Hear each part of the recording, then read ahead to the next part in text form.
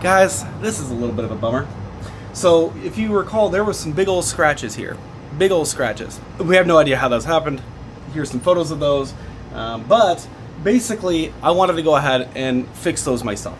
I've never had a problem with that in the past. Small spots, it's always been easy. But I go ahead and I use a paint pen. I sand it down. I try to keep it all very local. And I go to use a paint pen.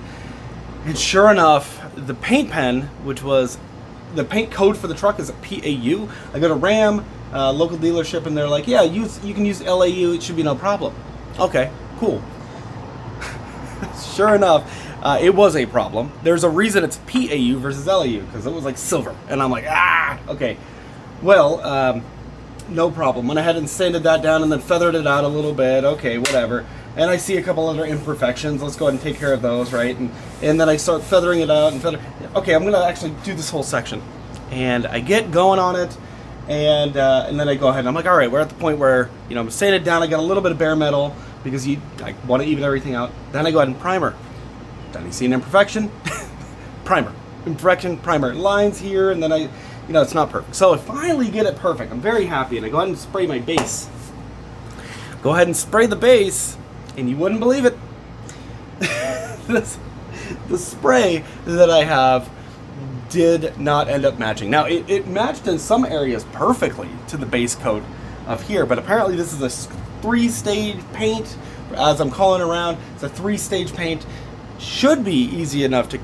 No, it's not going to work. So, this is a bummer. I spent the last 2 days working on this, and I call Amazon, and they're like, "Oh yeah, we've seen this with a couple times. This is actually a commonly returned item." So I looked on the site. The product that I picked up is not showing commonly returned on my side, but on their side. So that was a bunch of crap. So we're gonna go ahead and I'm gonna take this to a shop real quick and just see. Apparently, it's gonna take them a couple days. We'll see what they charge. Hopefully they can just respray this, and it's just a small area. It's not like they're redoing the whole truck. But boy, that is defeating. Now, my other option was, originally I'm like, look, if we ever have any paint issues or dents or whatever, and I want to fix it, I'm bedlining. I'm a big fan of bedliner. But in this case, it's a pretty new truck. It's a brand new truck still. So we'll go ahead, and all that effort has been wasted. But lesson learned. Complex paint jobs like these, it's nice to have like actual equipment. It was so close. So I'm gonna go ahead and clean this up. We'll get it over to them, and they can fix it. But what a bummer, right? You guys ever have something like that happen? Now, these are projects that I like to try to tackle. In worst case, you go and pay somebody for it. But best case, you've saved yourself a little chunk of money. It is very close. Like right here and right here totally match. Right here though, not so much. By the way, I think a lot of what differentiates an amateur and a professional is the right equipment and a little bit of knowledge. And so I figure I can get the knowledge right, I can learn, but not having the right equipment, that's really the kicker here. So, womp womp. Well, all right, a couple hours later here. So, went ahead. Got a couple of quotes. Some quotes were outrageous. $400, $500. Nuts. So, but every shop I went to was like, oh, that's not so bad, which is a great thing. But one shop, we agreed on a price. It turns out you can haggle on these things. I didn't know that, but I went into it and did that. And funny, because the owner of the shop comes out and she's like, yeah, let me look at that. And I looked at some of their work to make sure they were actually good at what they do. She goes, let me take a look. And she goes, dude, honestly, you did a really good job, to my surprise, right? Like a shop person.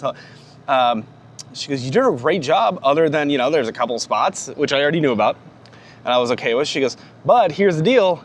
We will not paint just this one section, for the exact reason that, like, right here, there's going to be a line, right? We already knew that. So they won't accept that. So they're actually gonna paint the whole thing. And so if there was like a natural like hard point, she goes, yeah, if it was this, we would paint this entire thing and then not have to paint, everything here. She goes, or if it was just this one spot here, she goes, we would just paint that.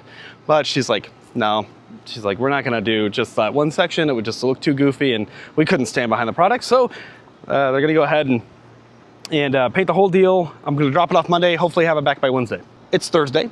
And Emma was supposed to be here yesterday, but there's been a family emergency. She's been taking care of that for the last couple days. And yeah, she can't wait to get back. But yeah, that's what you do for family, right? Yeah, can't wait to have her here. We'll go ahead though. I'll have the truck, be able to pick her up and all that good stuff. And at that time, I'll probably dump the tanks. It's about time. Glad to have an appointment for that. And it turns out, like I thought, no worse for the wear. I said, well, what would you have done for the single scratch? She goes, I mean, you could use a pen. She goes, well, we just spray them. We respray them. She goes, it never looks quite right. So she's like, I don't know, you went the right route. She's like, if it were me and I had no experience, this is exactly what I would have done. and even Emma was like, because Emma's like one of those folks that will just have somebody else do it automatically if she doesn't have the skill.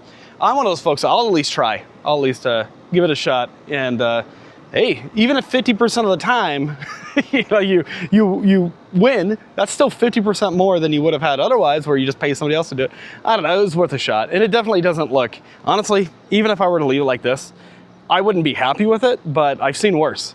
And one gal she goes, yeah, we get a lot of folks that come in and they try to do their own work. she goes, but one person came in and they tried house paint on their vehicle. That doesn't work. She's like, that's not the trick. So anyways, I'm glad to have that done. Now I did give some consideration to just having them repaint the whole thing and then taking credit, but that'd be funny, but no. So, some other thoughts. Now, if you're new to the channel, you might not know this, but I actually shot weddings, I shot engagements, newborn photos, just regular family photos. And I did that for a few years and I kind of hated it. Family shots and that's fine, right? But people are always awkward but weddings can be fun, but I've had my fair share of bridezillas. And so I did that for a few years, but what I really loved was street photography. And so in the past, I've done multiple 365 projects, which is where you take one photograph a day, you post it publicly. And it's something that really helps you get acquainted. It's kind of hard, honestly. One photo a day that you actually like, but it keeps you accountable, helps you get acquainted with that genre, right? So one photo a day of wedding photography, probably not realistic, right? One photo a day of street photography, I mean, you're gonna jump in every single day you're out here practicing. One of the things that I got for this channel, and you guys might remember, I had a Fujifilm X-T3 for a long time. I had an X-T2, it's a wonderful camera. Emma wanted to get into photography a little bit. It ended up not working out. Life gets busy. But I got the X-T3 at the time, and then I ended up not using it, and I always feel guilty about that. But I was like, no, for this channel, I wanna have a nice camera. And so I tried using it for video and it was just not great. And honestly, like using a GoPro at the time, like that's so much easier. And so that's me being kind of lazy. So I got the Sony a7 IV and I got two lenses, the 17-28 2.8, which is a pretty nice, I mean, in terms of like zoom lenses, that's a pretty nice one. And then the 28-300, that's like a 3.5 to 4.5 variable or something like that. And that's a pretty beefy lens. Not the biggest out there, but one thing that I have found is that I don't really enjoy photographing with this camera. It's one of those things that, like, it's a wonderful camera. It's wonderful for low light, but I find when I'm shooting video, like holding this camera out here, maybe I have to put a big old microphone on it, which this one's a very small microphone for what it is, but a microphone here. This is a heavy setup right here, right?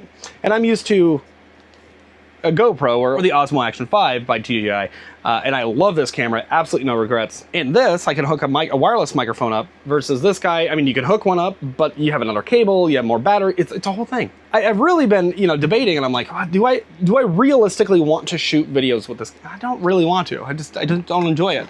And honestly, you can't just pull this out of your bag or your back. I mean, you're not bringing this with you to get a stealthy.